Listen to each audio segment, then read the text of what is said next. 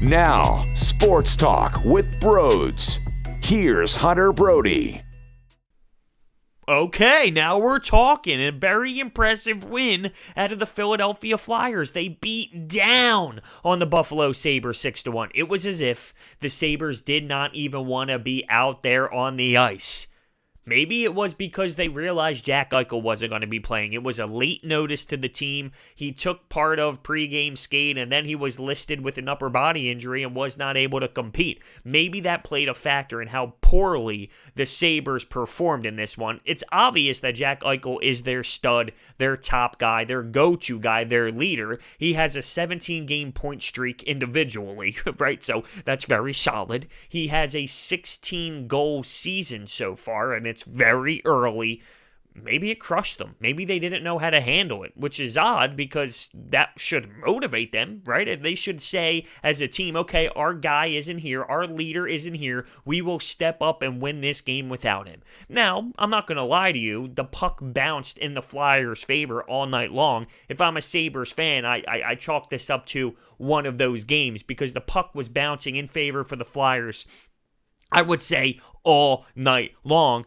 But they weren't competing. The Sabres were not competing. It was all Flyers the entire time. Let's talk about it. But before we do, I need to let you know about how I can give you free money. If you use the promo code BROADS at SeatGeek's checkout page, you get $20 off of your total purchase. That's free parking. That's free beer. That's free food. Use the promo code BROADS today. First period comes along. 3 goals, 3 goals, and there were actually fans in the stadium cheering. Now, we date back to the last game, which was against Anaheim, which the Flyers won, may I add, may I plug that in there. And there were no fans in the building, and I spoke about how frustrating that was, and maybe it had to do with the opponent. No one cares about the Ducks. No one's on the Ducks. That won't really satisfy anyone going in there and playing the Ducks. There's nothing to look forward to. But that hasn't stopped the Flyers fan base from going to games in years past. I don't want to dive back into that conversation because I can rant and get pissed off about it once again, and I don't want to go down that path. So let's get back to this first period where they scored 3 goals. There were fans to cheer. That's my statement, and that's the moral of the story. There were actual people in the stands celebrating the game. So Vorobiev gets a nice bounce as he throws the puck on net. It goes off of a Sabre. Boom! Philip Myers gets an assist, and so does Travis Konecny, one of many. Ho, what a great game out of Travis Konecny as he had 3 apples on the night. But the Flyers take a 1-0 lead. Then JVR scores a goal. Kevin Hayes with an assist. Matt Niskanen with an assist. 2-0 Flyers. On the power play, this goal was disgusting. It was filthy. It was gross in a good way. Matt Niskanen scores a goal, but it was all set up through Kevin Hayes. The patience, the poise, the beautiful passing, and I mean beautiful, resulted in Matt Niskanen on the right side of the netminder with a wide open net. The goalie had no chance. He was moving post to post. He was getting abused out there. It wasn't his strongest game, that's for sure.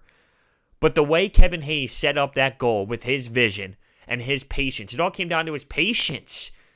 For him to be able to hold on to the puck an extra second, which opened up lanes and which froze defenders and the goalie. Dished it right over to Matt Niskanen, who had a wide open net and buried it. 3-0 Flyers. And guess what? In the second period, they will tack on 3 more goals. Provorov power play goal from Travis Konecny, from Sean Couturier. Pitlick scores a goal from Sanheim. JVR gets another one from Travis Konecny and Couturier. They were rolling, they were moving, they were fast, they were on their toes. Now, when you look at the Flyers at home, 12-2-4, that is 16 games where they at least recorded 1 point out of 18. They are impressive in the Wells Fargo Center. There's something about it. Maybe it's them being all hyped up due to the flashing lights on the boards. Maybe it's the big jumbotron.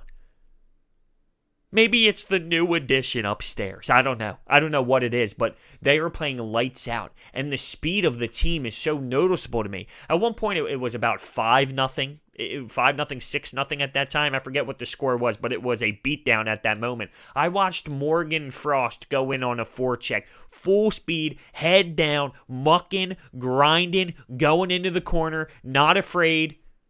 Just putting pressure on them. It doesn't matter what the score is. The team is youth.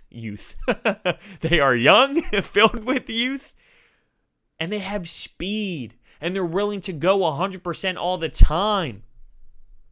It's amazing. And right now, they have a lot of these guys who don't have much experience either. Now, that can hurt them, but I think when it comes to the speed and keeping the energy up 100%, it's helping them.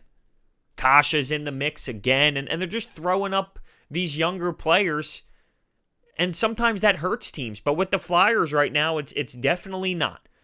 Now, I'm not going to tell you the Buffalo Sabres are the Boston Bruins, and they're beating the Boston Bruins with these young guns, or it's not Colorado.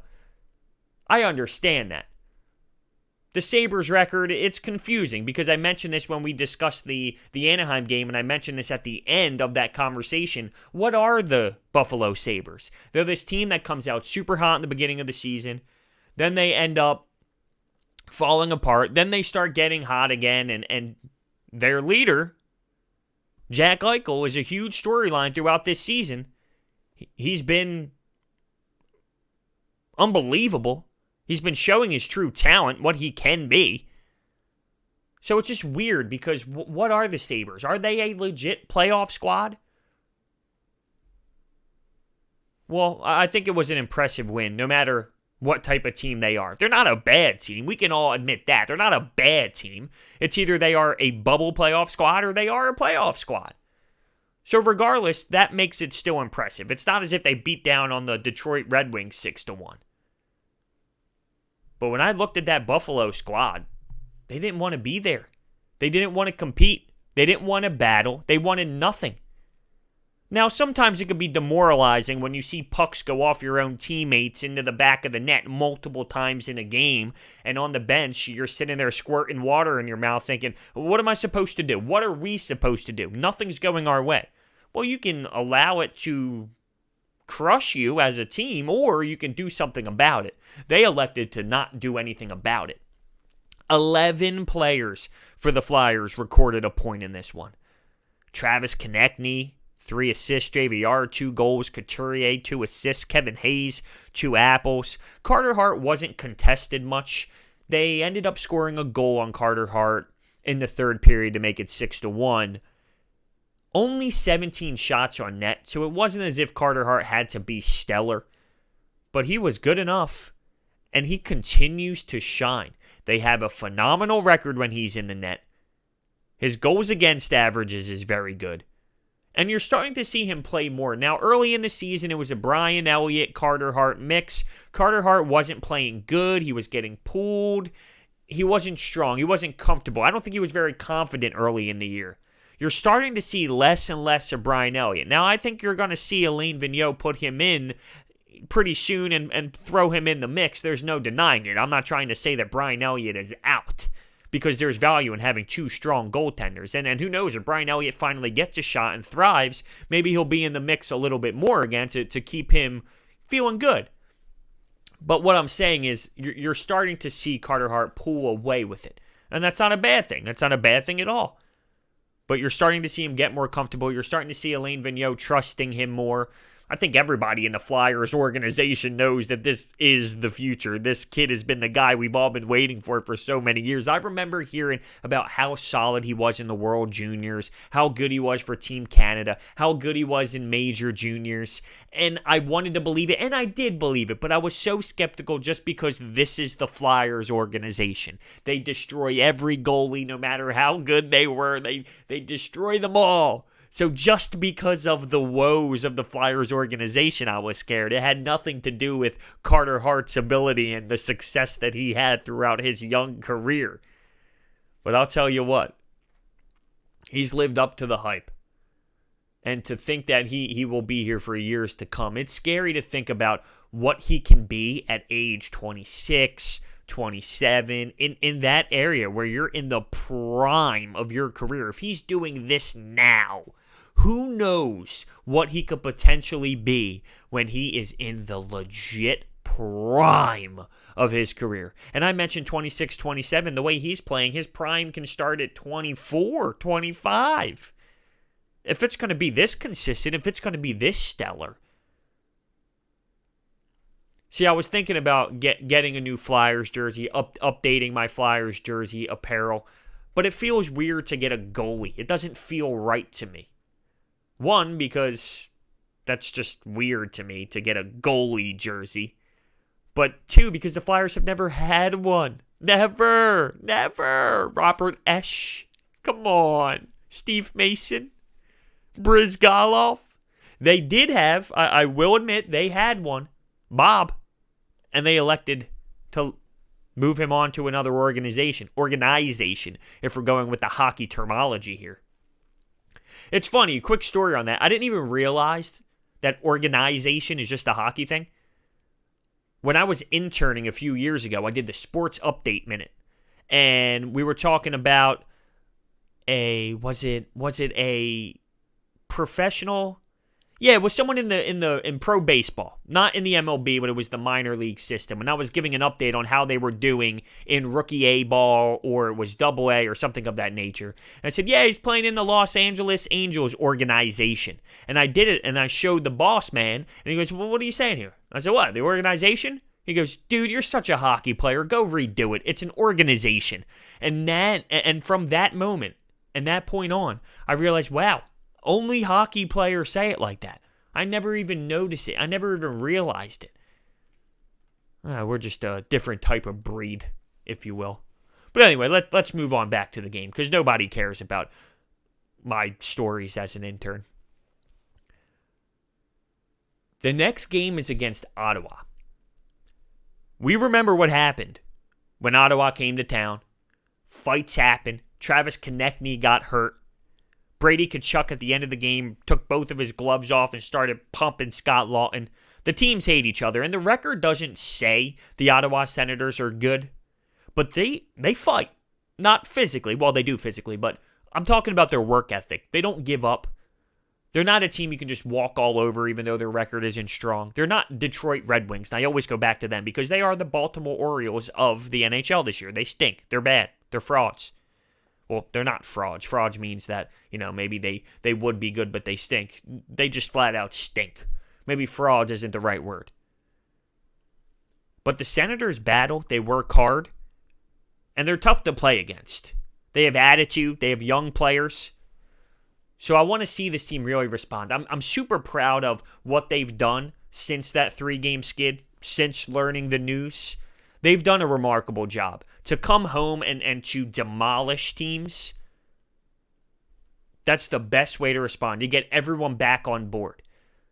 Not that we were questioning, we understood, right? As a fan base, we understood the emotional side of things, everything that occurred, losing Travis Konecny, Scott Laughton leaving. It was a really tough time physically and emotionally for the team on that road trip, going into tough buildings, playing hot teams. 0-3 is a bad stretch. We were just seeing how would they respond.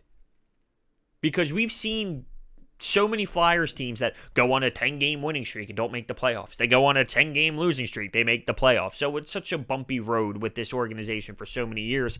We wanted to see what they were made of, and to come home, no matter what opponent they were playing against, for them to play at the level they played, it was impressive, and it sucked everybody back in. It brought everybody back in. Okay, good, this team is something. It wasn't just a fluke early on. When things went bad, they responded. When they faced adversity, and not just hockey adversity, life adversity as well, they've responded. Now, just a couple things that I realized when looking at the stat sheet after the game. I see Jake Voracek's name, which is good. Giroux. And I'm a big fan of Claude Giroux. There's no reason to hate him. I've been through this so many times. He's a typical underrated athlete in this city that will never get the respect he deserves because he can't win. But no one realizes that The organization has been through 5,000 goaltenders, faulty upper management, bad front offices throughout his tenure. He's fine. But now that the Flyers finally have something supporting him, he's somewhat on the downside of his career. Not that it's awful, because it's definitely not awful, but he's no longer in his prime. I talked about Carter Hart's prime. Claude Giroux is no longer in his prime. He's not having a great statistical season for his game, if you will. And for a game to be 6-1 and to not see him on the score sheet at all, it's frustrating because these are the type of games where I'm like, oh, come on, G. You couldn't snag a point or two here. It's just weird to see him not on the score sheet as much as we have seen in the past. But that's what happens with age. That's what happens when other players produce as well. But I wish he was producing more in the stat sheet. Now, that doesn't mean he's playing bad, because you can totally make things happen and you can be a factor in a hockey game without necessarily being on the score sheet. And I still think he provides so much leadership, so much positivity on the ice without producing. I just want him to produce as well. I'm going to look up his stats right now because Claude Giroux stats. He is at 24 points in 34 games. Like, I love that. I knew that was going to happen. It seems a lot worse than what it is because you're so used to him being on the score sheet every single night. He has 11 goals so far this season, and he's not playing terrible. He's +7. He's being a factor. It's just you're so used to him scoring an unbelievable amount of points. He's not even having that bad of a season. And I knew that would happen as soon as I opened up his stats. But when I see a game like 6-1, I want to see G on that score sheet. I want to see him fill up the stats sometimes. But listen, he scored a big goal against Anaheim. I love G. He gets ripped on for no reason at all. Strip the C! That's one of my favorite ones. Strip the C! We're not winning because he's a bad captain. Okay, how about we're not winning because this organization is a dumpster fire, and look what happens when they finally move on from the Broad Street Bullies type hockey and get themselves people inside the organization who were not part of the Flyers. Look what happens. They have young players. They have speed. They develop 4 lines. Wow, it's crazy. All of a sudden, the Flyers are winning games. Maybe that was the issue. Maybe it wasn't Claude Giroux's C on his chest. Anyway, that's a conversation that literally I can talk about. That, the fans not being in the stadium, there's so many. There's millions that I can go on about the Flyers and the Flyers fan base that can really get me going and really get me spitting all over the place from being fired up. Not fired up, fired up. Although I am fired up. Because this team has me wanting to watch the Flyers again.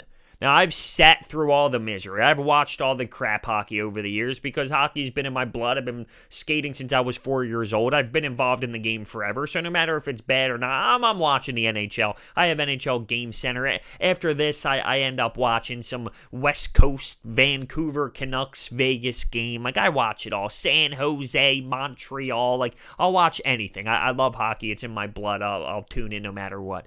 But the fact that they're good, the fact that they're playing with swag, and they're so electric at times, it's amazing. When I compare this team to other teams around the league, I see a playoff team. I see a team where if they play like this, if they play well structured like Alain Vigneault has them playing, I can see them really doing damage throughout the regular season, and it's all about just getting in. I mean, we've seen Tampa Bay last season be the most dominating force all regular season long, get into the playoffs and lose in the first round of the Columbus Blue Jackets and not even win a game. So if they're not the strongest team throughout the regular season, that doesn't mean anything. Right now, I don't see them being at the top. I've mentioned this. They're not the Caps, they're not the Bruins, they're not the Avalanche, they're not at the top tier, but they don't need to be. They just have to get in and be hot at the right time. And if they play this way, I can see them being a difficult team to play against in the playoffs, and that's all we hope for right now. We can see the path. That's the thing. Right now, as Flyers fans, we see the direction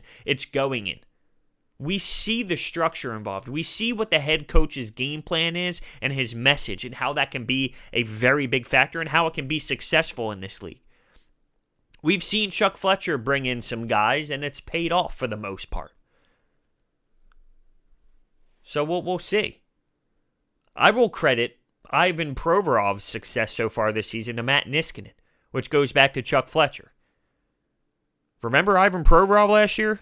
Abysmal, atrocious. He's playing back to his top self, and it's fun to watch. I mean, this kid's young.